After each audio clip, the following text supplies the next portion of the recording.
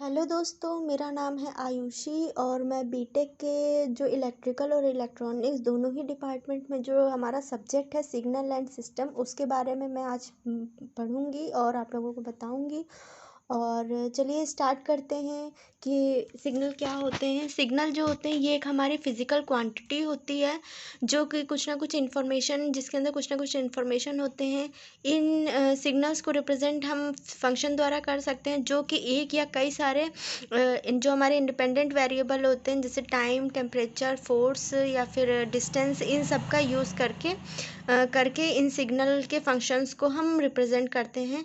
तो जो सिग्नल्स जो होते हैं जैसे हमने यहाँ पर साइनोसॉइडल और नॉन साइनोसॉइडल कई तरीके के होते हैं। साइनोसॉइडल में हमारा कॉस होता है, साइन होता है। नॉन साइनोसॉइडल में जैसे मैंने यहाँ दिखाया गया पैराबोलिक।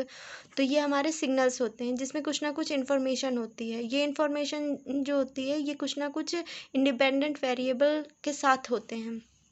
चलिए देखते हैं सिस्टम क्या होते हैं। सिस्टम जो होते हैं ये हमारा एक कई सारे एलिमेंट का एक सेट होता है जो कई सारे एलिमेंट से मिलकर बना होता है। इसमें क्या होता है कि कुछ ना कुछ फंक्शनल ब्लॉक होते हैं जो कई सारे फंक्शन ब्लॉक आपस में कनेक्ट होकर के एक सिस्टम डिज़ाइन करते हैं जिसमें कुछ ना कुछ इनपुट देने पर हमें आउटपुट मिलता है। तो वही हमारा सिस्टम कहलाता है। अब क्लासिफिकेशन ऑफ सिग्नल का देखते हैं। जहाँ पर जैसे कि हमारा दिखाया गया है कि कॉन्टिन्यूअस टाइम और डिस्क्रीट टाइम सिग्नल होता है, पीरियोडिक और नॉन पीरियोडिक सिग्नल होते हैं, इवन एंड ऑड सिग्नल होते हैं, एनर्जी एंड पावर सिग्नल होते हैं, cosine causal and non causal हमारे सिग्नल हैं। और यहाँ पे हमारा एनालॉग डिजिटल सिग्नल है और साथ ही साथ डिटर्मिनिस्टिक एंड रैंडम सिग्नल है। और इस बीटेक में या फिर जो भी हमारे एग्ज़ाम्स होते हैं उनमें सब में सबसे ज़्यादा यूज़ किया जाता है वो ये वाला, ये वाला, ये वाला और ये वाला सबसे ज़्यादा डिजिटल एंड ये वाला सबसे ज़्यादा यूज़ किया जाता है। जिसमें एनर्जी वाले में सबसे ज़्यादा हमारे या तो डिफरेंस पूछ लेगा या तो इसमें जो इक्वेशंस होती हैं उनको पूछ लेता है।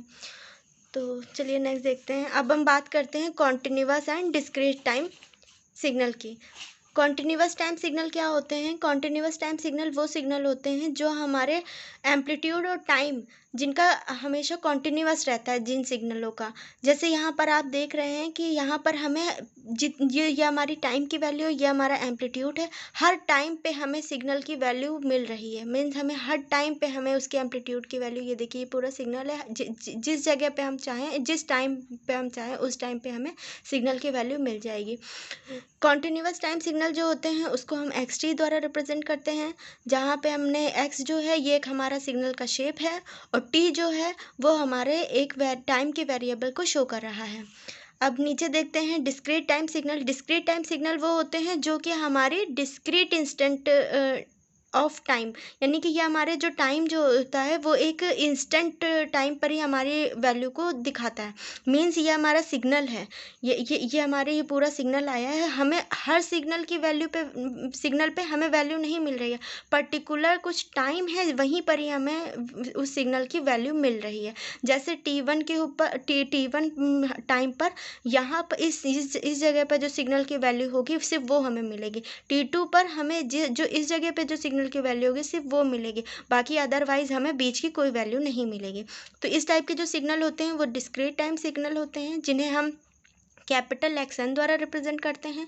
जहाँ पर एक्स जो है वो शेप ऑफ द सिग्नल है और एन जो है वो हमारे टाइम के वेरिएबल को शो कर रहा है। अब हम बात करते हैं पीरियोडिक एंड नॉन पीरियोडिक में। हम कॉन्टिन्यूअस सिग्नल के लिए हम सिर्फ बात कर रहे हैं। तो पीरियोडिक सिग्नल वो होते हैं जो कि अपने कुछ ना कुछ टाइम के बाद, कॉन्टिन्यूअस टाइम के बाद अपने आप को ही दोबारा रिपीट करते हैं। मीन्स जैसे कि हमने यहाँ पे साइनोसॉइडल वेव दिखाया गया जो कि ए साइन 2π/ft का हमारा एक वेव है जो इतने यहाँ पे आप देख रहे हैं ये इतने टाइम के बाद फिर अपने आप को यही सिग्नल रिपीट करा।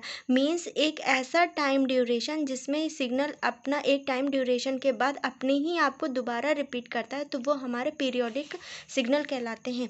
इसके लिए जो हमारी इक्वेशन होती है वो X T is equal to होता है X T plus T not, यानी कि ये अगर हमारी कंडीशन सेटिस्फाई हो रही है इट मीन्स कि वो सिग्नल हमारा पीरियोडिक सिग्नल है। अब हम बात करते हैं नॉन पीरियोडिक सिग्नल की। यहाँ पे नॉन पीरियोडिक सिग्नल वो होते हैं जो कि अपने आप को कभी किसी भी पोजीशन पे अपने आप को दोबारा रिपीट नहीं करते हैं। जैसे कि हमने यहाँ पर दिखाया है पैराबोला, यहाँ पे कहीं पे भी चाहे हम टाइम की कोई भी वैल्यू हो, लेकिन हमें कहीं पे भी कि कोई भी वैल्यू हमें एक्स टी की हमें कहीं भी वो वैल्यू रिपीट नहीं हो रही है, तो ऐसी कंडीशन जो होती है वो हमारी नॉन पीरियोडिक कहलाती है। इसके लिए जो इक्वेशन बनती है वो हमारा होता है X T is not equal to X T plus T not से हम इसको रिप्रेजेंट करते हैं। मीन्स इन दोनों की वैल्यू इक्वल नहीं होगी तो वही हमारा नॉन पीरियोडिक हो जाएगा। अब हम बात करते हैं पीरियोडिक में डिस्क्रीट टाइम सिग्नल के लिए। अब हम इसको जो होता है वो इस पहली चीज़ तो यहाँ पर हम एक्स टी द्वारा रिप्रेजेंट करते हैं, जबकि जब भी कॉन्टिन्यूस की बात करेंगे तो हम एक्स टी द्वारा रिप्रेजेंट करेंगे, जब भी हम डिस्क्रीट की बात करते हैं तो हम एक्स एन द्वारा रिप्रेजेंट करते हैं। तो यहाँ पर डिस्क्रीट टाइम में हमको पता है कि जो है हमें सारी वैल्यू हमको नहीं मिलेगी, एक पर्टिकुलर टाइम पर ही हमें वैल्यू मिलेगी सिग्नल की। और दूसरी चीज़ ये पीरियोडिक है, तो पीरियोडिक में क्या होगा कि सिग्नल कुछ टाइम बाद अपने ही आपको रिपीट करेगा। मीन्स यहाँ से लेके यहाँ तक ये सिग्नल चला, उसके बाद ये फिर इसी टाइम ड्यूरेशन के बाद फिर यही सिग्नल अपने आप को रिपीट करेगा। मैंने आगे बनाया नहीं है, आगे इसी तरीके से ये फॉलो करते चला जाएगा। तो इस कंडीशन में डिस्क्रीट के लिए जो वैल्यू होती है वो X N is equal to X N plus N, capital N, ठीक होती है। यहाँ पे एन जो है वो हमारा पीरियड ऑफ द सिग्नल है। अब हम बात करते हैं नॉन पीरियोडिक के लिए। नॉन पीरियोडिक के लिए भी सेम वही कंडीशन होती है, बस कि यहाँ पर सिग्नल अपने आप को दोबारा रिपीट नहीं करता है। जैसे यहाँ पर दिखाया गया, कहीं पे भी सिग्नल रिपीट नहीं कर रहा है, डिस्क्रीट है, इसलिए हमें सारी हमें वैल्यू नहीं मिल रही है, सिर्फ हमें पर्टिकुलर कुछ टाइम पर ही हमें वैल्यू मिल रही है सिग्नल की। और नॉन पीरियोडिक की कंडीशन में X N is not equal to X N plus capital N, ये हमारा फॉलो करता है इक्वेशन।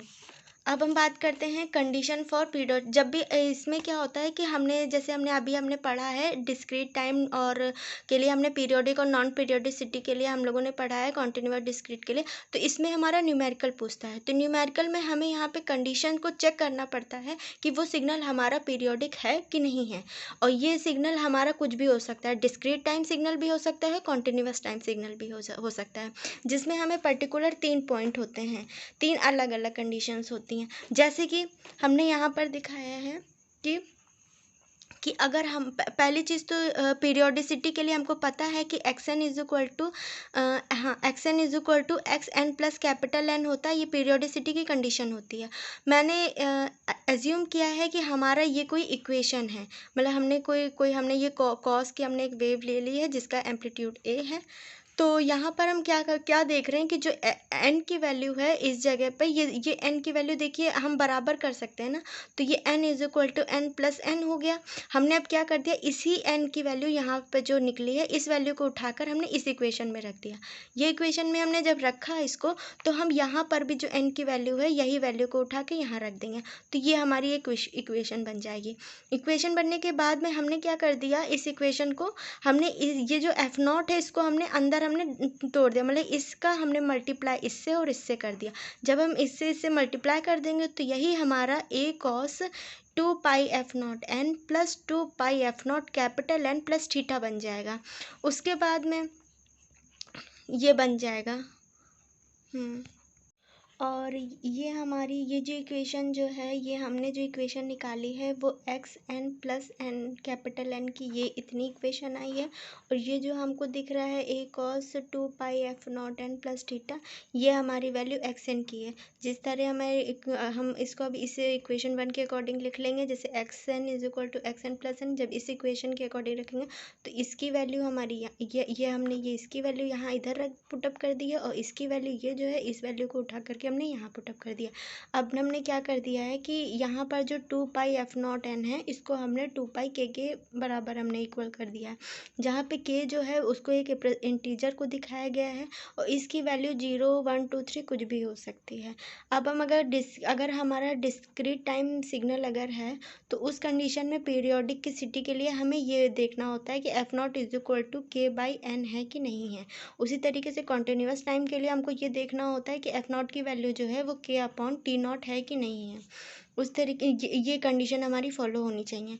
उसी तरीके से अगर हमारे यहाँ पर क्या था कि हमारी सिर्फ एक्स एन की वैल्यू थी, जबकि यहाँ पर हमारी X one N X two N यानी दो पार्ट में हमारा कोई भी अगर इक्वेशन 2 पार्ट से मिलकर बना है, तो उस कंडीशन के लिए हम क्या करते हैं, पहले इस वाले के लिए हम F1 निकाल लेते हैं, इस वाले के लिए हम F2 निकाल लेते हैं। निकालने के बाद में यहाँ से हम क्या करते हैं, इस तरीके से हम निकाल लेंगे F1 और F2 निकालने के बाद में हम डिस्क्रीट टाइम सिग्नल के लिए हम ये देखते हैं कि जो xn की वैल्यू होती है वो हमें n1/n2 आ रहा है कि नहीं, और इसका जो रेशियो होना चाहिए वो हमेशा ये देखते हैं कि इंटीजर है कि नहीं है।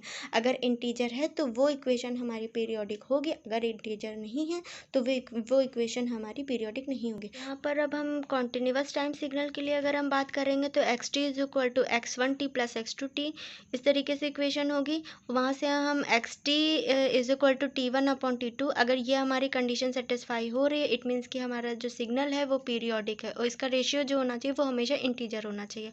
थर्ड पॉइंट जो होता है वो हमारा फंडामेंटल पीरियड को डिफाइन करने के लिए किया था। अगर हमारा कॉन्टिन्यूस सिग्नल है तो उस कंडीशन में t1 और t2 का एलसीएम लेते हैं, जबकि अगर हमारा डिस्क्रीट सिग्नल होता है तो उस कंडीशन में n1 और n2 का एलसीएम लेते हैं। आज के लिए इतना ही। Thank you.